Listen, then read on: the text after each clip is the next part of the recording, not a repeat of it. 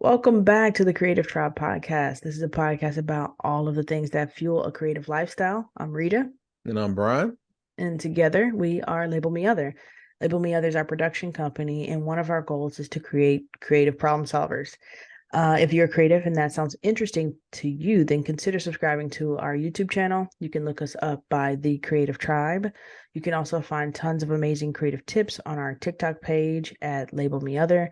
Or if you happen to have any questions in the realm of content creation, then feel free to drop us a line at labelmeother@gmail.com. We post new podcast episodes every Tuesday. So we like to start our podcast off with a vent session. This is where we can get anything off of our chest that has us in a negative mood because we believe the key to a healthy creative lifestyle is having the space to shake off any negative energy that you may have stored within. So today, my vent is about staying in a positive mental state. Mm. I'm finding it increasingly more and more difficult to stay in a positive state. And the odd thing about it is that typically it's the same leeching energy, if you will, that pulls Mhm. me out of this state every time. So you think I would become like better at knowing how to like deflect from that Yeah, energy, but I am not. it's I'm tough. not. And it's like every morning I rededicate myself to positivity, to walking in my purpose. And it's like every day I'm hit with like that slap to the face, and particularly, to help people out here a little bit. The thing that I've been dealing with when I say leeching energy is like it seems as though anything I say or do, it becomes we should make that into a process.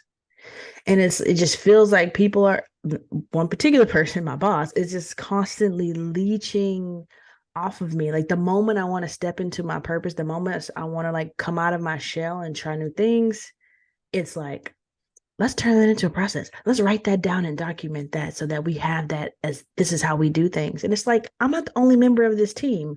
And I don't know if Brian feels like that, but I feel like it's constantly my whatever that's being leashed. Like I don't know if she asks you questions like that where she's like, you know, Yeah, trying to turn your stuff into processes, but it's exhausting. It's it exhausting. is. It is. I mean, and I get that sometimes. I just had to kind of train myself to that I had to train myself to be like it's okay not to share every idea. Yeah. It's okay to, just stay silent.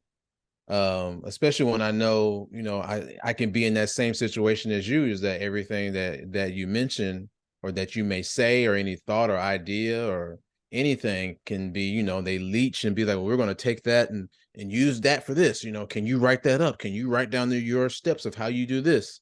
Yeah. It's just kind of like taking whenever you naturally come up with these things.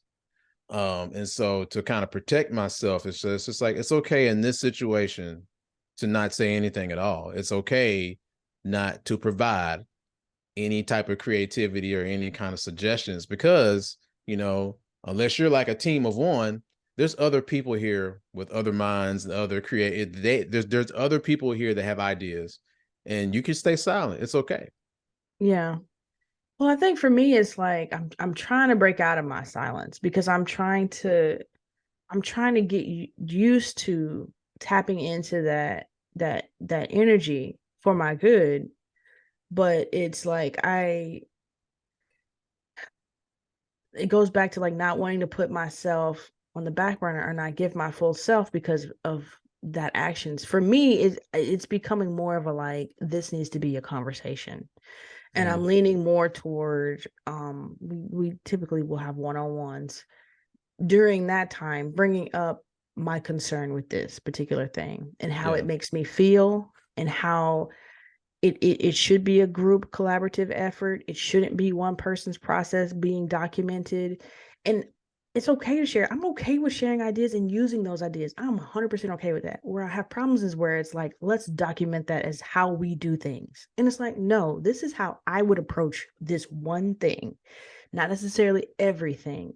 And so it's like, I think for me, it's bringing it to her attention and then like finding ways to communicate my emotions when it comes to this. And part of me was like, am I tripping? Like, am I tripping? Is this how corporate America works? Is this how people like do in creative spaces, or am I spot on? And this needs to be a conversation, and she needs to know that it feels like a leeching, like a Mhm. leeching. So Yeah. I think that's where I'm gonna go. I don't want to censor myself, but I do want to let her know it's not cool with you coming over trying to make a process with everything. Like I was leading the meeting the other day. She's like, I'm gonna record this so we can make this a process. Like, come on Like, now. yeah, like Come that's on. like, yeah, it's like, so it's like, yep. Sometimes, and I know, like you said, like you're trying to get out of the silence, but it's like it's like either you stay silent. For me, how I see it is that either you stay silent or you pick and choose Mm-hmm. when you want to speak up, because it's like whenever you're dealing with someone who may not be in that same creative space as you, Yeah.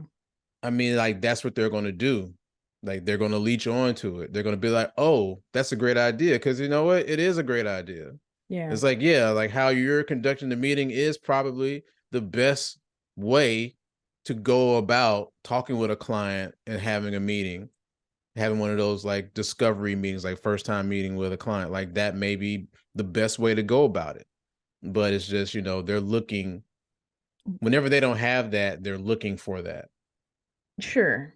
But I guess for me, my way of approaching like learning or trying things is like bring it to the team. Be like, Rita, what do you say in your meetings? Brian, what do you say in your meetings? X person, what do you say in your meetings? What things could we take and grab? Like, make it a collaborative thing because when you do that, I feel like you put up barriers. You put people on pedestals. You make it like Rita's way is the way we should be doing this. And I'm not okay with that. I Yeah. am a collective person. I want us to be coming together and to say, take and pull and things that X person may have thought about, I never would have thought about because they're coming from a different background. And that would be a great question to add. Like when you do that, you siphon off people into like these categories. And like it's interesting because it kind of leads into our main topic here, which Yeah. we can kind of maybe transition over to, which is how to manage a creative team. And this is one of the core factors of when you're trying to manage a creative team and you're not a creative, it can lend you into these spaces where creative people are unhappy, and that's where you don't want to be. So Mhm. really quickly, I have a definition here of what is a creative team, and I'll read it for you here. A creative team is a group of individuals committed to helping their clients or company develop a strong and recognizable brand identity. Their role can be also excuse me. Their role can also be to implement successful marketing and advertising campaigns. Their ultimate objective as a team is to drive customer engagement. A creative team can work across many different industries, from media and customer goods to technology. And Brian and I come from the healthcare space, as we mentioned before. So that's kind of where we're coming from. So we're creating content typically for patients and providers facing content. So just to give you a little bit of background into that, but I found this article from Cooper Savage, and I'll post it in the description Mhm. of this video if you're watching on YouTube to watch, and possibly on Spotify. And I want to go over a couple of things that this particular author put out because I think it's pretty interesting to look at. So the article is entitled The Art of Managing Creative Teams. And one of the first things that she mentions is that as a director of a team of creatives, you should first and foremost don't get in the way of your Avengers. Your team is a group of superheroes with unique powers who all have something to contribute to the greater creative good. Help them do what they do best by getting out of the way. What do you think? Is that spot on or what? Well, in our situation, I mean, I agree to get out of Mm-hmm. the way. But some people, I feel like certain people, It's like if they're not in a way, they feel like, well, if they're a leader of creatives and they're not a creative themselves, they're gonna find it very hard to fit in. To like, okay, well, try to figure out, well, where do they fit in the process? And that's how you get these project managers and leaders like getting in the way because they're Mm, trying to figure out, okay, well, I don't do what you guys do, so I have to do something. yeah, yeah. And So they get in the way. well, it's funny because like the next thing on this list is you are not the project manager. Don't Yeah. spend your time um, filtering creative requests and organizing assignments. It can be easy to slip into that role, but that's not what you're here for. Stay focused on leadership and creative direction and let your PMs take care of those things. So this person, what was her name? Cooper Savage. Um, Hmm. her philosophy is that yeah, you shouldn't fall into the project management role. And I know, like you said, it's hard to like feel like you want to contribute, but no, you can't contribute creatively. So like, what do you do? Like, what are you supposed to do? So the next step is you should cast a creative vision. So Yeah. you're supposed to ask the creative director or leader who's part of your job to provide a North Star for the team. They should have a clear vision of where your team and your company are headed.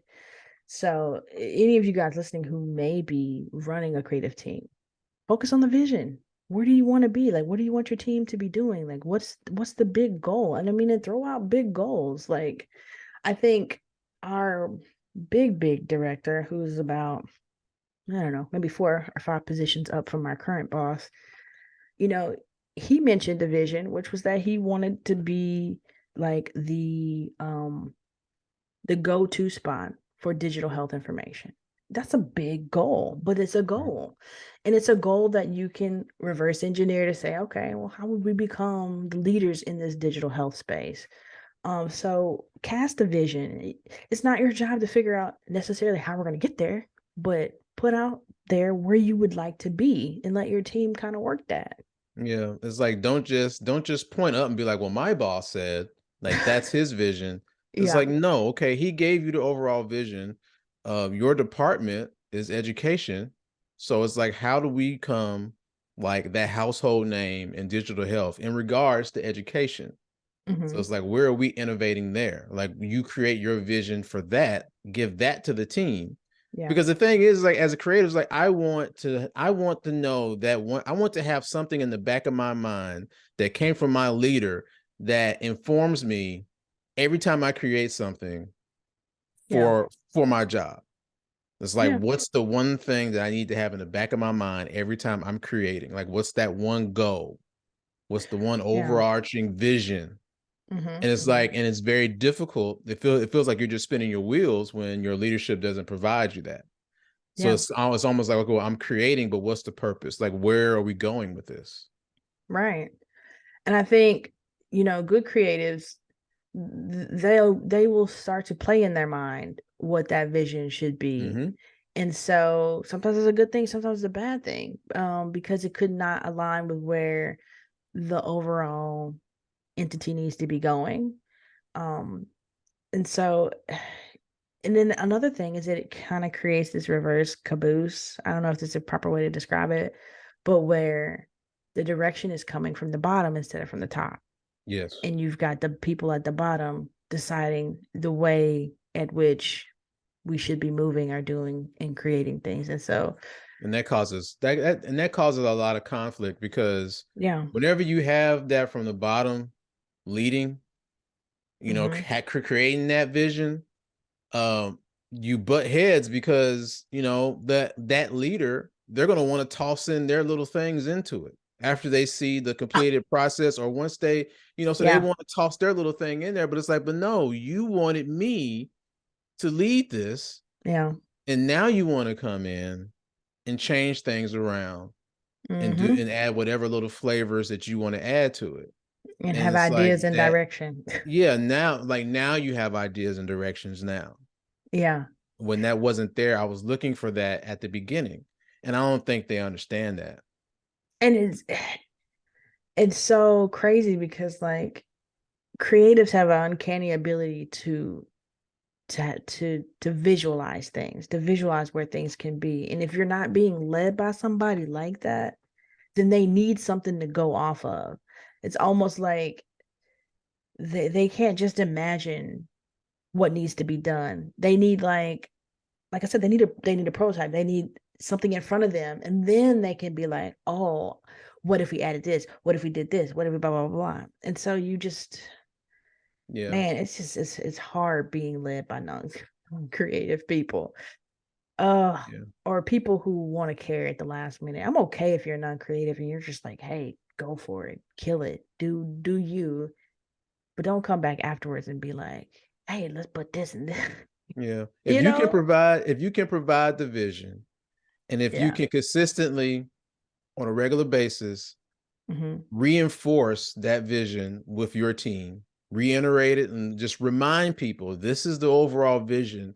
Like that's your job, is to Yeah. provide that vision and to remind your team, like, okay, look, this is the bigger picture. Because a lot of leaders be like, oh, well, I just focus on the bigger picture.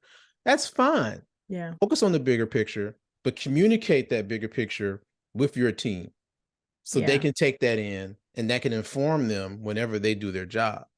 Yeah. Yeah. And then the this kind of leads into the next step here in the article, which is leverage your position. And she refers to this as leadership offers an advantageous spot to do things for your team that they couldn't do on their own. And good leaders will leverage that to make things better for everyone. So go to bat for your team. Like, go to bat for your team. If don't, another real life situation. Don't be afraid to go back and ask questions. Don't be afraid to step up and say, listen, my team wants to do their best. They want to do what you're asking, but we're a little confused. Can you clarify a couple things? Like, don't be afraid to go to bat for the confusion and to swipe it down and to let it go. I don't know. I think that's 100% spot on for me. Yeah, it says keep this motto in your mind to know that you are using your powers for good. When the team is having trouble, it's my fault. When the team succeeds, it's their success. Humility looks good on you. Mm-hmm. So, oh man, you could just harness that into a director. Yeah. That would be fantastic. Yep. Yeah. And then there's one here that's to perfect your process. I know I'm a little touchy on the word process because I've been hit up too much here lately for processes. Processes, yeah. But it does say digging in and designing your ideal work process can go a long way in keeping your team on track and helping you avoid becoming a project manager. So yeah, champion creative briefs. And I'm all for creative briefs. I honestly think we should have more of them because I don't think as a team, as our current team, I don't feel as though we're working at our optimum level. I think we're a lot better than we were. But I think there's a gap there where we need to really like help people to feel confident in their strengths Mm-hmm. and help people feel confident in sharing their ideas. Um, And that's something I definitely want to delve into and figure out ways to do that. Like figure out ways, like how do you actually bring a team of very different people together? Like how do you make everybody feel empowered and like their voice is heard and want to contribute to something collectively bigger than themselves? Um, and I know it starts with leadership. It should start with leadership, but when you don't have that, like how do you empower like I guess us as individuals to become that? Well, well, in our situation, it's a little bit different because we all came in as one, well, on paper, we all came in as one job title, like one set of skills, even though some of us, me and you have, Yeah. more expansive set of skills. Hmm. And so now, since we're trying to work as a team, we're trying to break out. And so you're putting people in positions that they're not comfortable with. Yeah. So they're stepping into roles that they're not comfortable with, and it's kind of like trying to figure out, well, who's good at what. But Yeah. in a different situation, you're hiring in those pieces that you know that you need to make the team work, to make that creative team work. Like, you know, the Gotcha. pieces, like I need a graphic designer, or I need somebody to do video, I need somebody to focus on social. Like, you're bringing in those Avengers, those superheroes into those spots, and it's easier to work as a team, and it's easier to perfect that process. It's Yeah. just in our situation, you know, we're trying to become the Avengers. And so people need to practice and figure out what they're good at. And then maybe we can be like, okay, well, you do specifically this on the team. You're really Yeah. good at it. You can fill that role. You do this on this team, on the team. You're great at that. Yeah. And then try to, you know, fill in the holes later. Yeah. Yeah. And I've thought about that. And the thing, okay, this is very specific to Brian and I, but the thing that, because we have a little bit more of an expansive skill set, um, what I find is like, typically people will be expected to kind of bring their skill set up, but that's not necessarily the case in our position. So it would be great if we could be like, person A and B, you are great at this, you focus on that, and we're good at this. Videography is probably one of our higher skill sets, and we'll do that. But because we can do multi, I find that we're doing more of the Yeah. work because we can do multi. And that's where I'm like, okay, how do we balance this out? Because just Yeah. because I can do video work and we're getting a lot of video work, why is it the expectation that, oh, well, you and Brian will have to shoot it, or you and Brian will have to, you know what I'm saying? Like, Yeah. Yeah. Yeah. It's like we're unfortunately, like, we have to do the extra. So we do the stuff that we excel at, and we do the extra stuff. But the people who need to expand their skill set, yeah, it's from the actions of leadership, it's okay for them just to stay in that spot. yes, Like, you don't have to try to expand.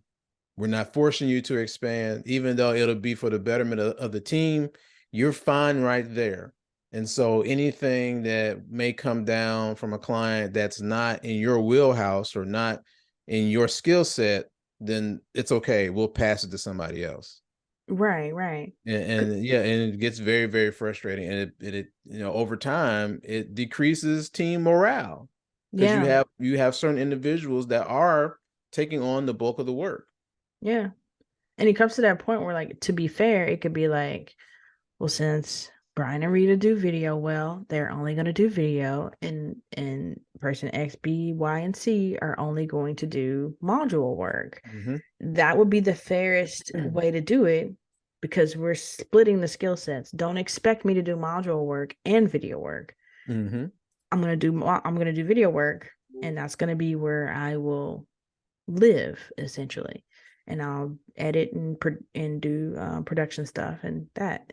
But no, it's like Brian and Rita are gonna do video work. Brian and Rita are also gonna do this module work. Brian and Rita are also gonna edit these teleconferences. Brian and Rita are also, and it's just like,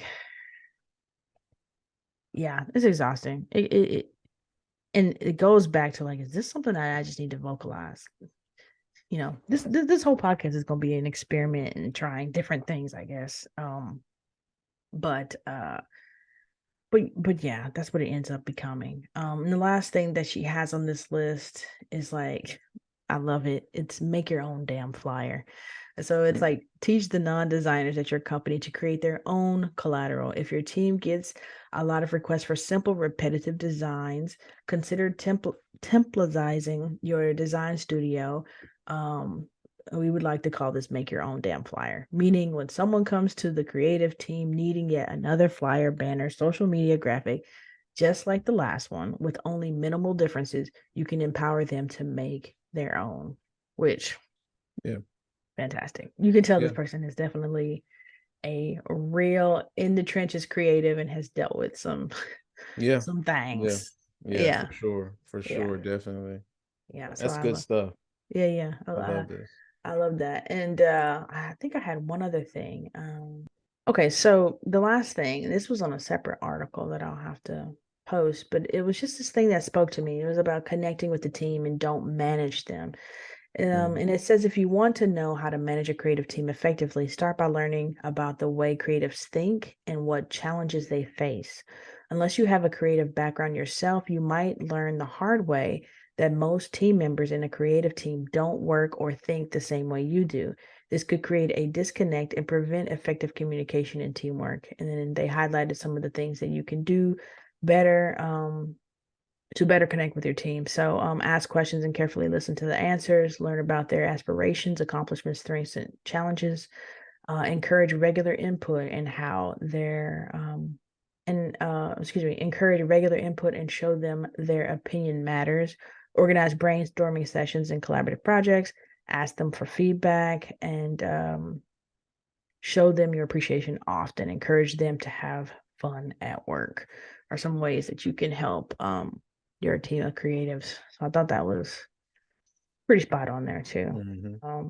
So man, big challenges there to try and face. And I want to delve into this more. We might come back with a part two of this series Yeah. because it's something I'm generally asking myself, like when I'm leading a team of creatives, how do you do it? How do you properly do it? It's one thing to say I can tell you all the things that you shouldn't be doing, but Mm-hmm. how do you do it well? So I'm gonna be researching that a little bit more. Yeah. Lastly, before we end out on the podcast, I wanted to give a brief update of my Mastering Your Own Destiny. A couple weeks ago, I stated that I was going to do a 30-day challenge where I was going to attempt to come out of my shell and just come essentially off of autopilot and really like apply myself when it comes to work. And I'll say how it's going so far. Everything that I thought would happen is definitely happening. I spoke a little bit earlier about like the leeching energy. That is definitely a thing, and that is definitely something I'm working through now because it makes me 100% want to go back into my shell and shut down. And so in order to combat that, my initial thought is to have a conversation about it. So I hope to do that this week. I'll provide another update on how that went and sort of my next steps into just embracing this. So this is like real time, people. This is really me in my real life, my real 9 to 5, exploring real creative thoughts and processes and trying to make my work environment better. So next week, or maybe in a couple weeks, I guess, I'll give another update of how it went. Thanks so much, you guys, for listening. If you like what we are providing here, then please head over to our TikTok page and search for Label Me Other, and you can join our creative tribe. If you like the podcast, be sure to give us a like and a follow. If you have any questions in the realm of content creation or starting your own creative lifestyle and what that means, then make sure to hit us up on Gmail at labelmeother@gmail.com. And we will see you next Tuesday.